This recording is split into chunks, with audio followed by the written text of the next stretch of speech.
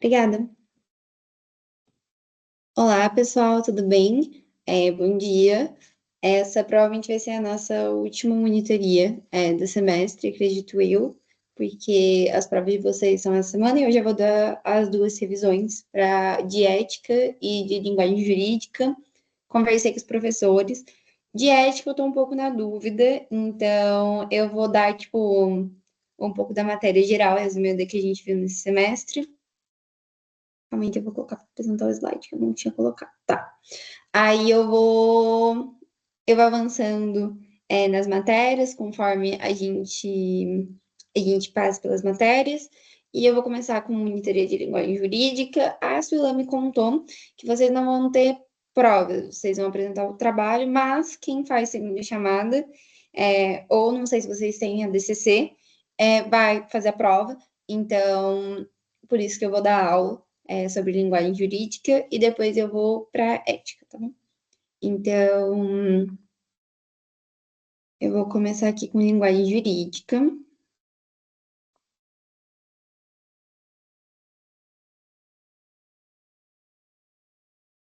Ok.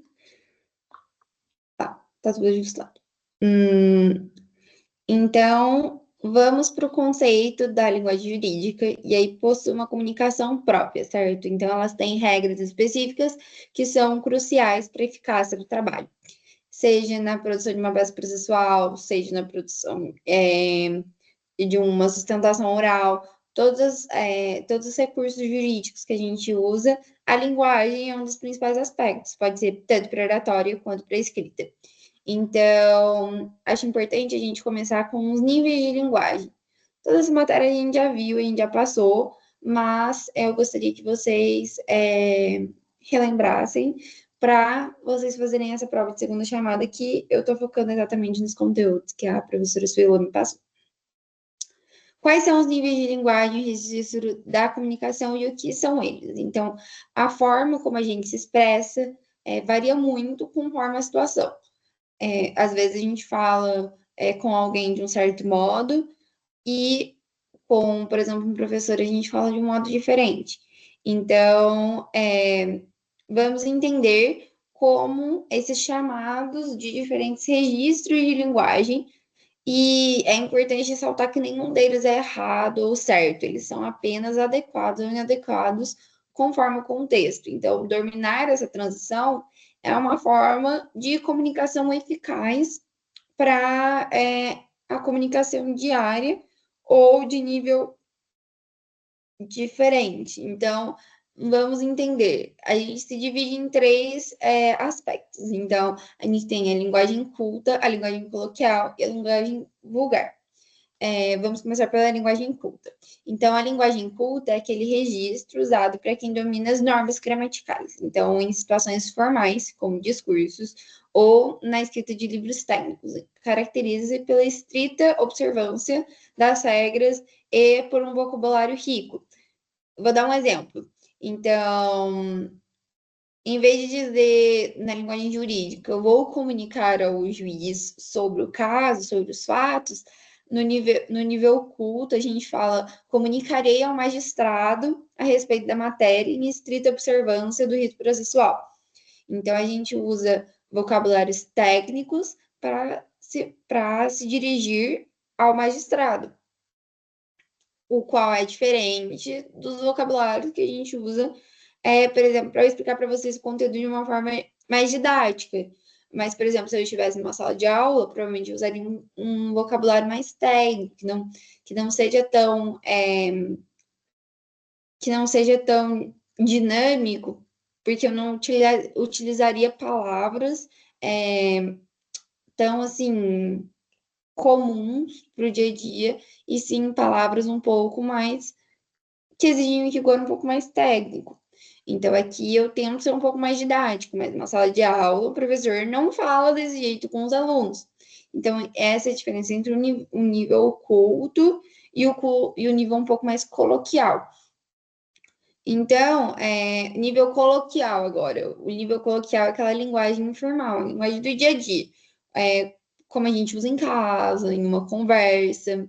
é gramaticalmente menos rígida e ela permite o uso de gírias e é totalmente imprópria para contextos jurídicos formais. Então, um jurista que está conversando com os amigos, ele pode dizer, deu um BO com um cliente, mas para um cliente ele nunca vai usar a palavra BO, tipo, deu um BO com o cliente, boletim de ocorrência. O que tem a ver um BO? Mas todo mundo sabe que no nível coloquial é uma gíria. Todo mundo usa BO para quando existe um problema, uma situação. Então, essa é a principal diferença entre o nível culto e o nível coloquial. Agora, no nível vulgar, ele é geralmente empregado por pessoas com menos escolaridade, então o vocabulário um pouco mais restrito, ele apresenta desvios graves gramaticais e ele é contaminado pelas gírias que a gente fala que são gírias regionais, às vezes por baixo calão, então são, são vocabulários que são específicos de regiões. Vou dar um exemplo, como se for, como um exemplo real, por exemplo, em Minas Gerais eles usam muito trem para tudo.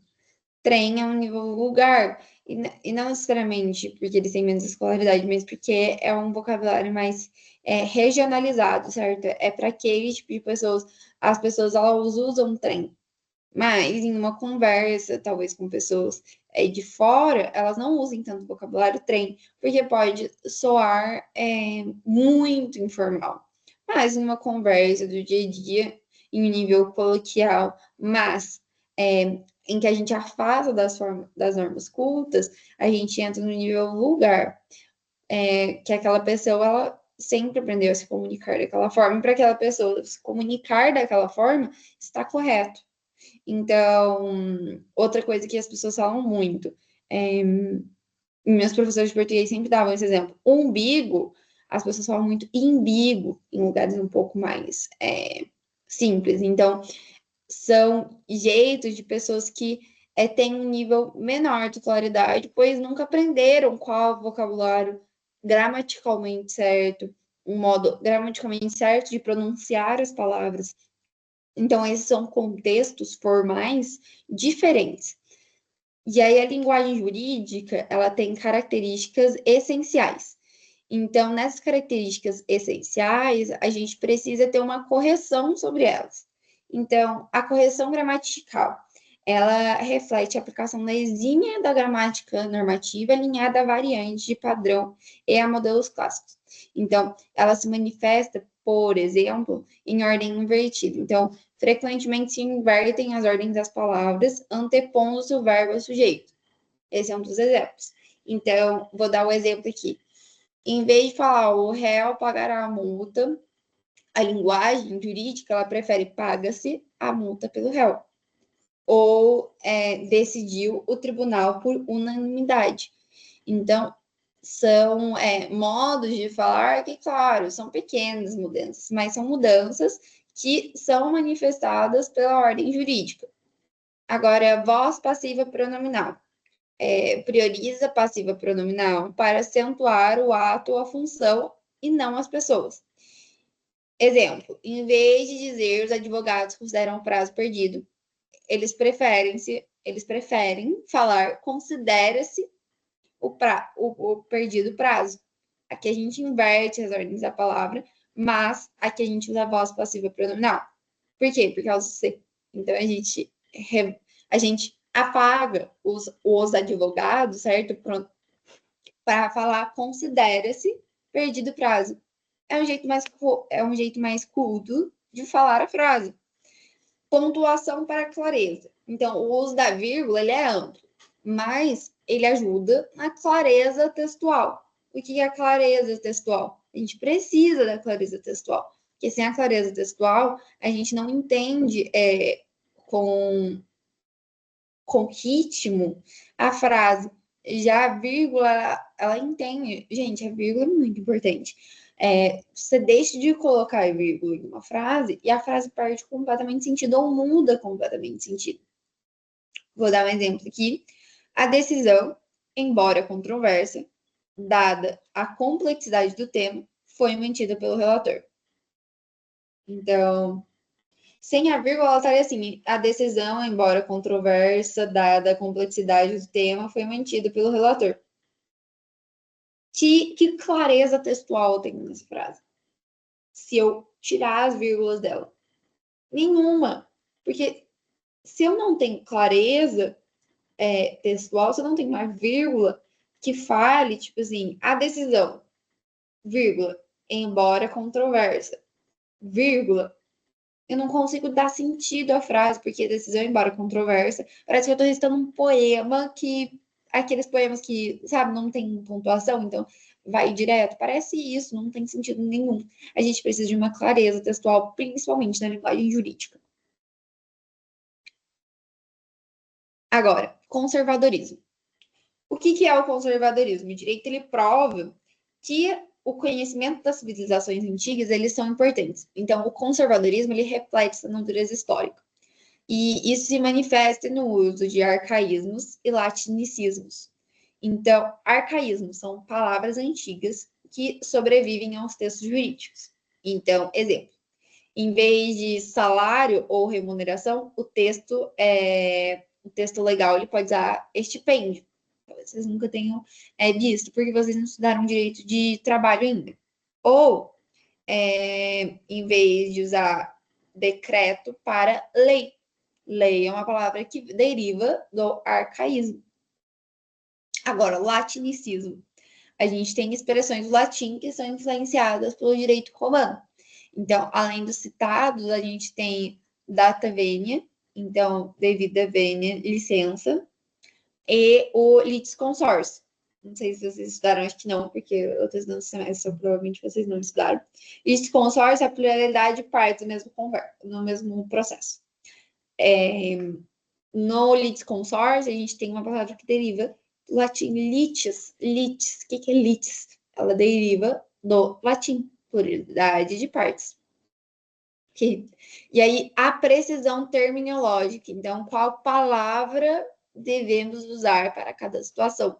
Isso no direito penal tem uma fundamental importância. Então, o direito ele é um campo científico. Então, ele exige denotativos precisos e rigorosos. Então, cada termo jurídico possui uma carga semântica e técnica própria. E é raro que a gente substitui uma palavra e não tenha prejuízo no sentido. Então, no direito, a gente não usa roubar para tudo. Usamos que a conduta deve ser tipificada conforme o que acontece. Por exemplo, furto, a gente tem a subtração sem violência.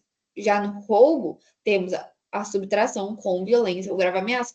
Então, difere muito, porque as penas, inclusive, são completamente diferentes. Furto é um crime gravíssimo. Se a pessoa só rouba, é um crime gravíssimo. Se a pessoa só furtou, ela e a pessoa fala, ela me roubou, são coisas completamente diferentes. Então, o promotor de justiça não pode acusar por algo que não é. Não pode acusar por roubo se foi furto. Então, não podemos usar esse tipo de palavras como sinônimo, como na linguagem coloquial a gente usa. Usamos roubo para tudo, mas na linguagem inculta não podemos utilizar. Da mesma forma, não se diz processo para tudo. Pode ser um inquérito policial, por exemplo. E as pessoas falam, ele está sendo processado, certo? Então, às vezes, só está ocorrendo uma investigação, mas as pessoas falam, está sendo processado. E nem está sendo processado, porque são coisas completamente diferentes. Uma pessoa que está sendo investigada, não necessariamente ocupada, não necessariamente vai se instaurar um processo contra aquela pessoa, certo? Clareza. Que eu não coloquei nada aqui, mas enfim.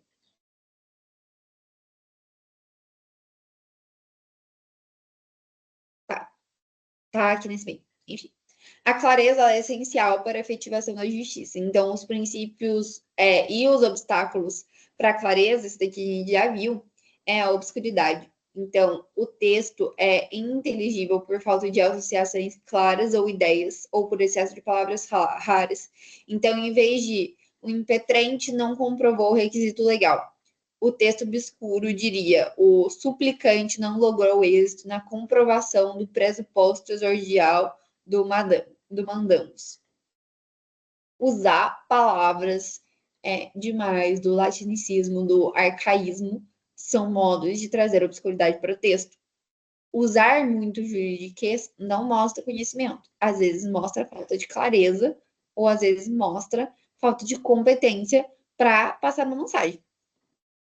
Ambiguidade. O texto oferece possibilidades interpretativas. Na frase, o advogado discutiu o recurso com o réu em sua sala, não sabe se a sala pertence ao advogado ou ao réu. Então, o advogado discutiu o recurso com o réu em sua sala. Em que sala? Do advogado ou do réu? Fica ambíguo. Quando entramos agora em argumentação jurídica e retórica, que agora sim até o nosso slide, ela busca a adesão do público de formas diferentes do campo do direito pela retórica. Então, segundo Parman e Titeca, o discurso retórico exige 3 elementos essenciais: o orador, o auditório, que é o receptor, e o acordo. Então, o que são cada uma dessas coisas? O orador, falante, emissor, ele é quem propõe um ponto de vista e se adapta ao ouvinte. Já o receptor, ele é a peça fundamental que decide se aceita ou rejeita a proposta. Já o acordo é aquela adesão do auditório à pretensão do orador. Então, vocês percebem que existe uma vasta linha de raciocínio lógica de que alguém emite uma mensagem, alguém recebe essa mensagem, e nisso as pessoas têm que aderir. Porque você pode receber e não aderir a essa mensagem. Por exemplo, você pode escutar alguém, uma propaganda, mas você pode não comprar o item da propaganda. Aqui a gente precisa que a pessoa compre. Então, é essa adesão que é o terceiro elemento principal do discurso retórico jurídico. Então, a adesão, ela depende da legitimidade do argumentador, da credibilidade do orador e da capacidade de persuasão. O que são essas 3 coisas que eu acabei de falar? A gente também já viu. São as 3 fontes de persuasão que Aristóteles criou. Quais são essas 3 fontes de persuasão? Logos, petos e itos. Logos, petos e itos. O que são cada uma dessas coisas? Então, primeiramente, o logos, a gente tem a razão. Então, convence o auditório por meio de raciocínio lógico e demonstração, que é a argumentação objetiva, que busca provar a verdade dos fatos e se centra em conceitos racionais, sendo válida e independentemente da subjetividade. Então, apresentar dados estatísticos irrefutáveis sobre algum determinado tema faz com que isso traga razão para o texto, pois trazemos argumentos que são irrefutáveis com dados estatísticos, com pesquisa, trazendo logos, então a razão. Então, existe já uma fonte de persuasão, claro. Estou trazendo um documento, uma estatística, uma informação válida para te convencer, para conseguir a adesão. Itos concerne o caráter do orador que ele assume perante o auditório. Então, inspirando a confiança e simpatia. Seus comportamentos incluem o parecer ponderado, o parecer sincero e a imagem agradável. Isso a gente também já viu. Então, o itos é o caráter do orador, ou seja, o caráter não interno, mas sim o que as pessoas acham dessa pessoa. Então, o que essa pessoa traz? A credibilidade do orador. E aí, ele tem 3 elementos que são importantes. Então, o parecer ponderado. Então, parecer aquela pessoa que está aberta a escutar outras perspectivas, que está aberto a escutar, que pode mudar de opinião caso venha um argumento mais forte. Então, parecer ponderado, parecer uma pessoa que escuta, que é inteligente. Agora, o parecer sincero, então parece que aquela pessoa está falando a verdade, não parece que aquela pessoa está mentindo. E a imagem agradável, ou seja, que as pessoas olhem para você e falam, eu gosto dessa pessoa. Não seja aquela pessoa que você olha e fala, nossa, eu não vou com a cara dela. Então, essas são 3 fontes dentro do Itos que, se você tiver, você já vai conseguir atrair o seu público e já vai trazer uma credibilidade para o seu discurso. Agora, fatos. Busca adesão por meio de argumentos que atingem o emocional. Então, os desejos e a subjetividade. Você percebe que itos e patos são coisas bem subjetivas. Já no logos, a gente tem uma objetividade muito grande. E aí, os argumentos, eles são subjetivos no patos. Então, todo ser humano é permeável à emoção. Inclusive, gente, o juiz. Muitas pessoas podem usar argumentos emotivos para convencer o juiz e são fontes da persuasão de Aristóteles. Então, são teorias e são coisas que as pessoas vêm estudando há milhares de anos, certo? Então, existe uma pessoa que, se esse ensino está sendo passado de gerações em gerações, alguma coisa de certo existe, certo? Em todas essas fontes de persuasão. Então, vamos supor, eu tenho uma casa de pensão alimentícia em que a mãe, ela é muito apegada à filha, e aí a juíza é a mulher. E aí você usa para comover. Então, pense a mãe que precisa estar com sua filha, que a vida dela foi deixada para sua filha e vai ser tirada dela por alguém que esteve presente em momentos ocasionais, referindo ao pai. Então, imagina, é um jeito de você tentar convencer a juíza por um jeito emocional, por um jeito que não tem argumentação jurídica nisso. Na verdade, tudo é argumentação jurídica, mas não tem exatamente preceitos jurídicos nessa fala, mas você tenta convencer, por meio dessa argumentação subjetiva, o que a juíza pensa. E aí, já passando para a próxima parte, a gente tem as partes do discurso retórico. Então, ele é dividido em 4 partes tradicionais, que nos ajudam a estruturar o texto ou a fala jurídica. Então, a gente tem inventio, dispositivo, actio e elocutio. Então, esses 4 partes do discurso retórico são importantes. Então, vamos ver cada uma delas. O inventio é a primeira parte, onde a gente busca o material e os argumentos adequados para a prova do que será afirmado. Então, sim, certo? Os argumentos, material, tudo que a gente encontra em invenção. Dispositivo, despote, não sei como falar. A organização interna e a hierarquização do discurso. Dentro disso, temos mais 4 coisas que se incluem no discurso. Então, exorte. Para despertar a benevolência do auditório. Narração é a exposição dos fatos de forma clara e concisa. A argumentação, a confirmação e refutação das provas no discurso. Peroratio. Resumo, a recapitulação e a ampliação para ratificar a tese. Então, aqui a gente tem 4 formas de organizar o nosso discurso. Então, caso vocês queiram organizar o discurso, essas são as melhores formas, certo? Então, quando vocês vão preparar uma apresentação, é importante pensar nesses 4 aspectos de como captar a sua audiência. Elocute. Então, a escolha do estilo e a adequação entre conteúdo e forma, certo? Então, qual forma, qual maneira, qual estilo você vai utilizar para tal discurso. Actio. Então, a execução do discurso abrange timbre de voz, entonação, pausas, gestualidade.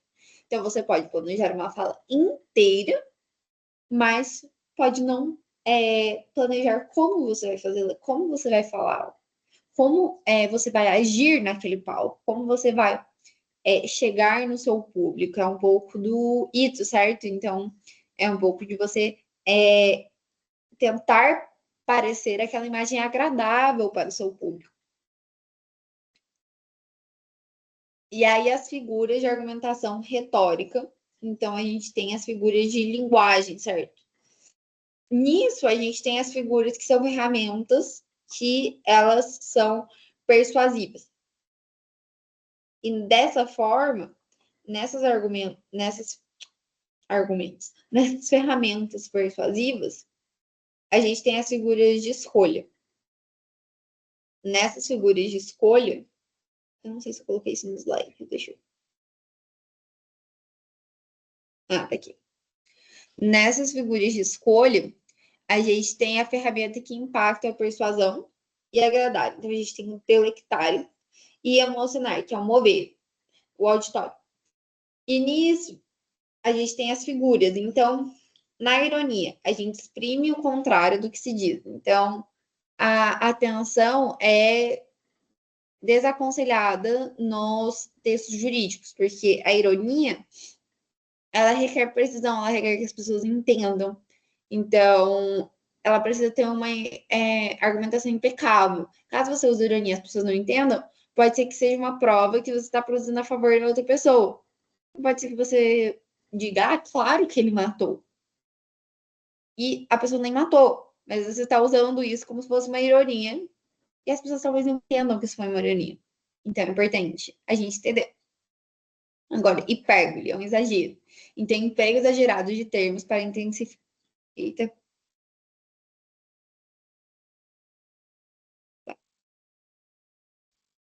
O emprego exagerado de termos para desaconselhado para coisas jurídicas, tá? A hipérbole, que é o exagero. Então, intensificar as expressões, intensificar aquelas expressões para aumentar as questões. Então, a gente usa a hipérbole para intensificar mesmo, para dar força para o discurso. Exemplo, então, arrancou a última esperança de justiça de toda a população local. Arrancou a última esperança de justiça, mas que não. De toda a população, como você sabe a opinião de toda a população? Não.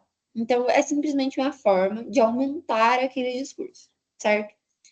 Perífrase, designar um objeto ou pessoa por suas características e não pelo nome. Então, chamar o réu de indivíduo que desafiou a ordem pública, certo? Então, a gente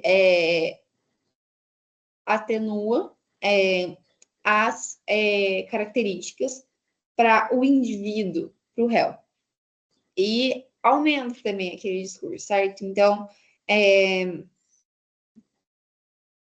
a mais alta guardiã da fonte constitucional, entendeu? Falando sobre a STF, por exemplo.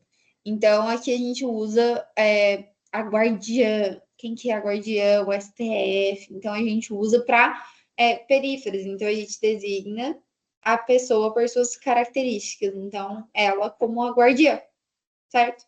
Figuras de presença. Então, a gente tem a anáfora, que é a repetição das expressões no início da oração. Então, possui a expressividade da força argumentativa. É preciso reconhecer o erro e é preciso garantir a reparação. É preciso, acima de tudo, restaurar a dignidade da vida. Essa repetição de é preciso é uma anáfora. Agora, a antítese. Enunciado de preposições contrárias. Então, onde realça a outra, gerando impacto. Então, é aquela quando a gente usa os opostos para conseguir chamar atenção no texto. Então, o contrato prometia riqueza, mas entregou ruína. Certo? Então, a gente tem aqui o que prometia e o que realmente aconteceu. São opostos, coisas opostas que aconteceram. Certo?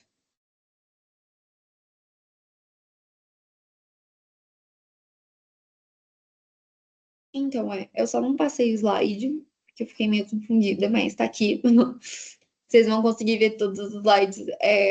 Vou mandar pro Matheus, vai ficar tudo no drive. Mas é que eu tava meio perdida com esses slides, gente.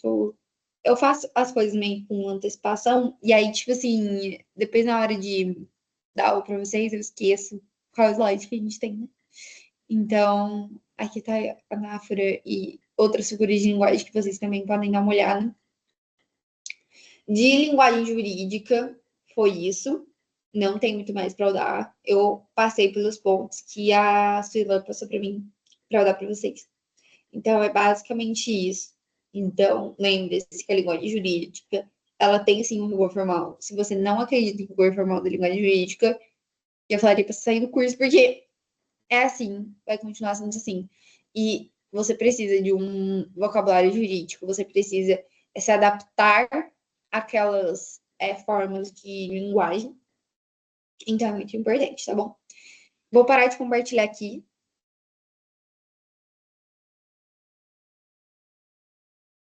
E vou compartilhar o outro slide.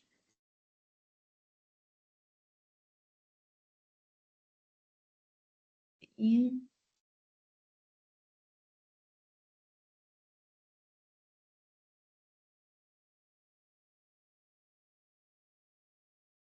esse aqui eu acho que vai ser bem rapidinho, assim, eu vou passar bem por cima de todos os tópicos que a gente viu durante o semestre inteiro, que, pra falar a verdade, essa aula eu já dei algumas vezes também, se vocês olharem a aula da prova integrada, vocês vão ter todo esse conteúdo também, mas como eu queria dar essa revisão, eu tô dando, eu fiz outro slide, então espero que vocês gostem. Também é a nossa última revisão, então eu quis dar dessas matérias, eu nem ia dar de ética, mas eu decidi dar. Então, vamos começar, certo? Certo. Então, a aula de hoje vai ser praticamente passando um pouco sobre tudo que a gente viu.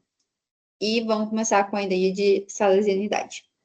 Então, é um conceito que abrange toda a identidade institucional e o profundo compromisso da obra salesiana que foi iniciada por Dom Bosco, certo?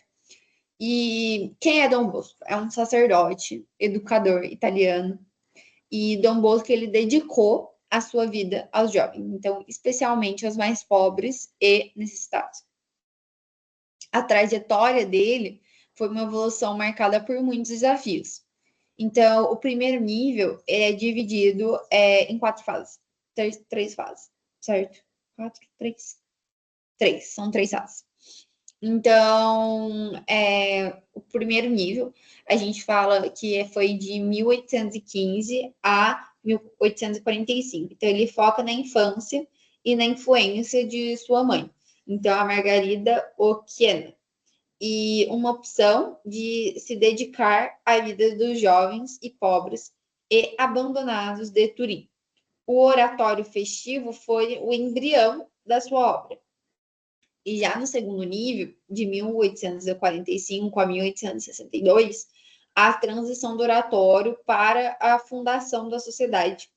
E a sociedade salesiana, em 1859, ela foi motivada pela necessidade de uma estrutura mais sólida para o crescimento do número de jovens. Então, foi aí quando a expansão salesiana tomou força e principalmente no terceiro nível, a consolidação da congregação. Então, ela foi aprovada pelo Papa Pio XII em 1874 e a expansão foi missionária. Então, aí a expansão de vertentes de origem, de valores, foi muito grande.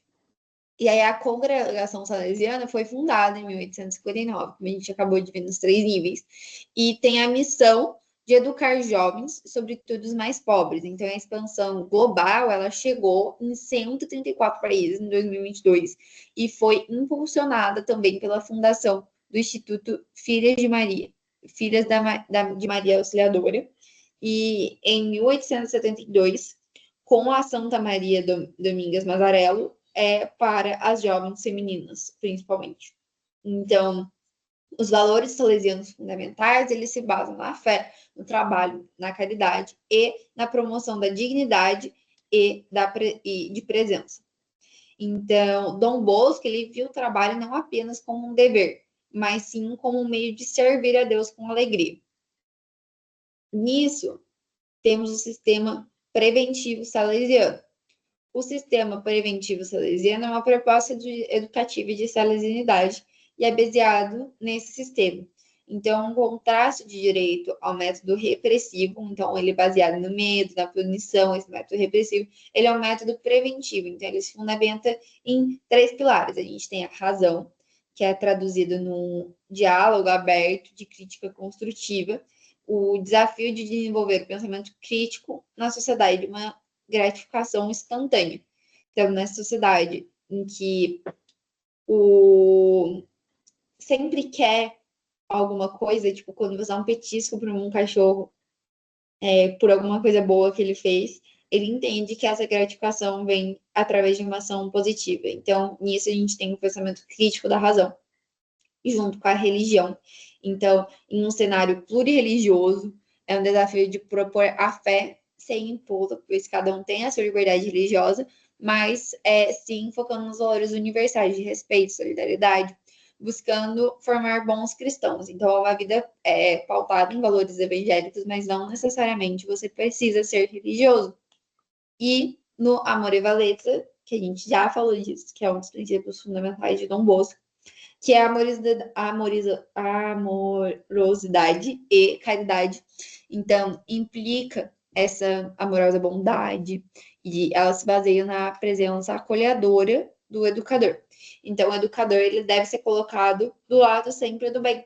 Então, sempre de que ele está disposto a ajudar. E aí, o seu objetivo final de todo esse sistema preventivo salesiano, ele é formar honestos cidadãos e não só pessoas que conhecem, que têm conhecimento.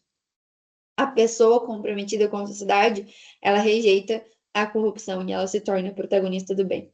Então, Dom Bosco, ele via a educação como uma forma de oferecer o melhor terreno para desenvolvimento pleno do indivíduo. Com isso, passamos para a ética em si. Então, vamos com as reflexões filosóficas sobre o comportamento moral e ético. Qual que é a diferença? A ética, ela é o conhecimento, a teoria ou a ciência de comportamentos morais. Então, ela estuda a moral. Ela investiga e justifica os valores, respondendo a perguntas de, por exemplo, por que faço isso? O termo, ele vem do grego, ethos, que significa costume, caráter, modo de ser. É o que a gente acabou de ver nas linguagens, certo? De Aristóteles. Moral é o conjunto de normas, costumes e valores de um grupo ou cultura.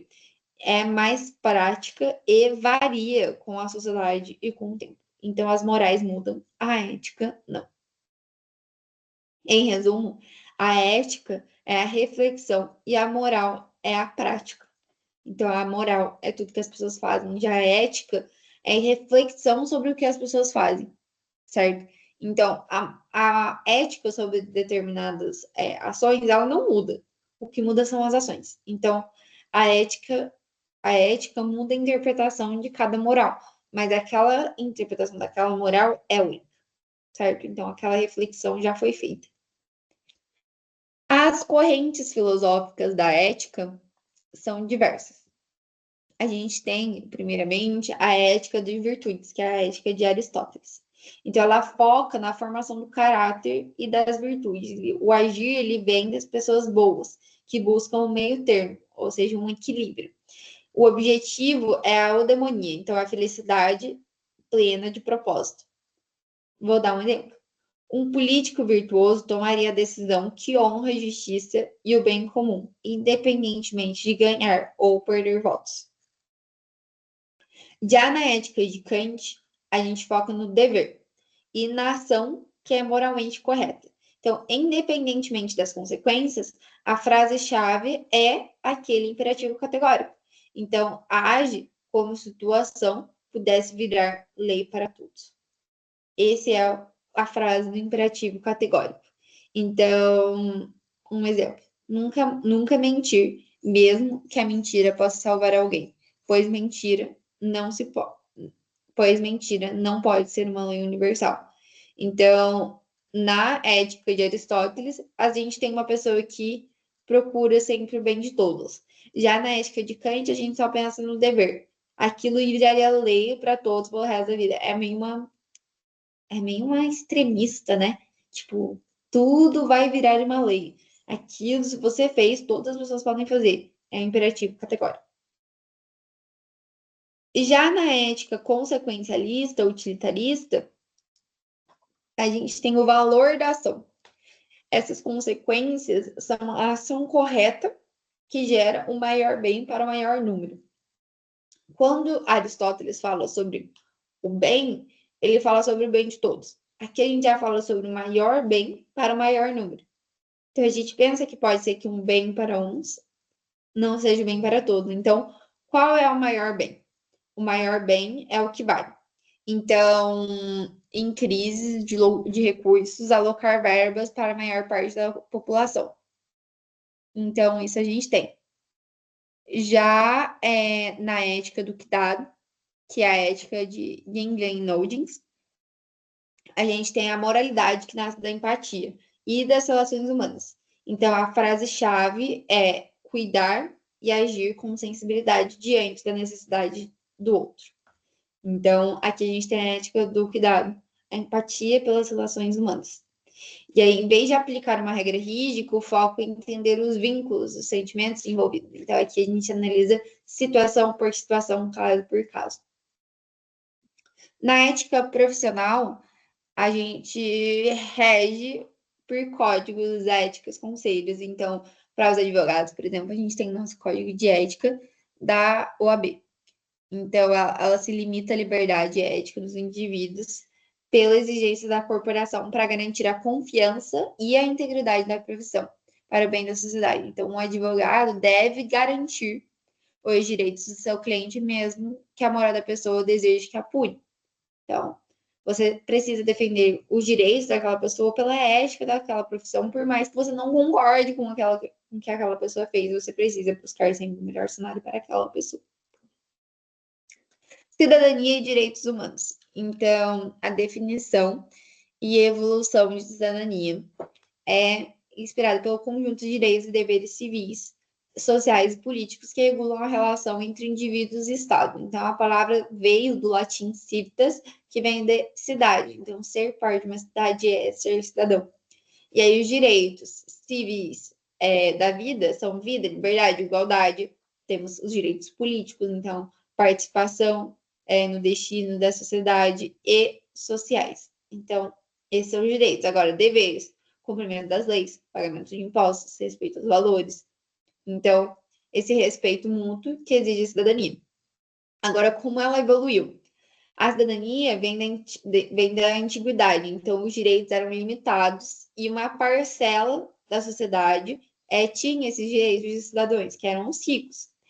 As noções mais abrangentes, elas surgiram na Revolução Francesa, em 1789, com a Declaração dos Direitos Humanos do Homem e do Cidadão.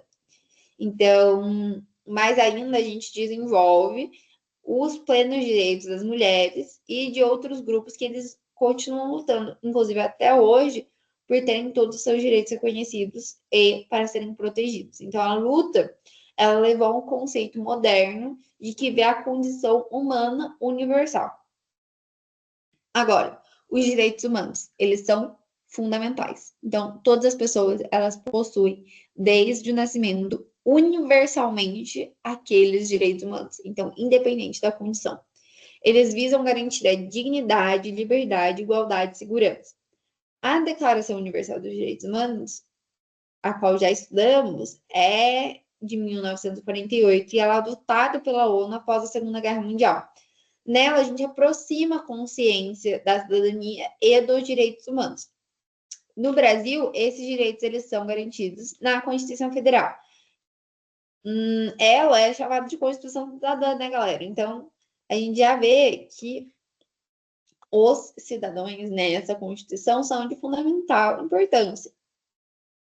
Agora, o paradigma da inclusão social é um fundamental aspecto da cidadania.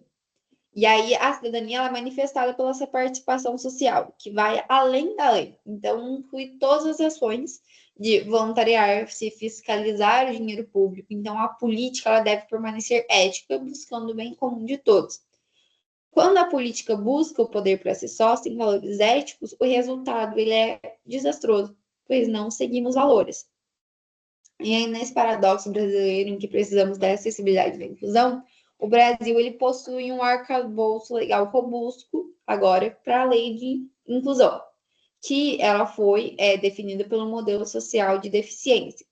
Então, pessoas com deficiências, PCDs, são aquelas com impedimento de longo prazo em que interagem com as barreiras sociais e têm uma participação obstruída da sociedade. E essa deficiência está na falha da sociedade em se adaptar. Então, a distinção, primeiro, de acessibilidade e inclusão é uma distinção que a gente falou bastante. É um meio, a acessibilidade é um meio, ou seja, é o instrumento pelo qual garante as condições para o uso dos espaços de informação. Já a inclusão é o objetivo final. Então, é o paradigma social de que garante o pertencimento e a participação ativa na igualdade da sociedade. Então, se a acessibilidade garante a rampa, a inclusão garante que todas as pessoas sejam bem-vindas. Então, temos o meio, que é a acessibilidade, e o objetivo final, que é a inclusão de todos. Então, apesar das leis, percebemos que continuam certas barreiras. Então, a taxa de alfabetismo, por exemplo, dos PCDs, é 5 vezes mais alta do que a população sem deficiência. Então, existem 5 barreiras fundamentais que possuem essa exclusão da deficiência. Então, a gente tem barreiras atitudinais e barreiras arquitetônicas, deficiência na formação de profissionais, falta de tecnologias assertivas e políticas públicas insuficientes. Então, são muitas barreiras que as pessoas com deficiência possuem aqui no Brasil. E, atualmente, a gente está longe ainda da inclusão, porque para uma inclusão a gente precisa que a sociedade melhore também. Então, a superação ela exige uma responsabilidade coletiva do poder público, da sociedade, combatendo o capacitismo, que é o preconceito contra essas pessoas, e da família, da própria pessoa, que muitas vezes a própria família abandona pessoas com deficiência. Então, a inclusão ela não é um benefício setorial, mas ela precisa ser um compromisso de justiça social e da dignidade humana. Pessoal, então, basicamente é isso. A matéria desse semestre que eu tive com vocês era uma matéria um pouco mais filosófica, um pouco mais de pensamento, de reflexão. Então, é uma matéria que eu gosto, sim, eu gosto de ambas as matérias, eu acho a linguagem jurídica extremamente importante, quanto à ética, principalmente, para nós que fazemos direito. É super importante. Então, espero que, principalmente, a linguagem jurídica ajude vocês no curso da faculdade.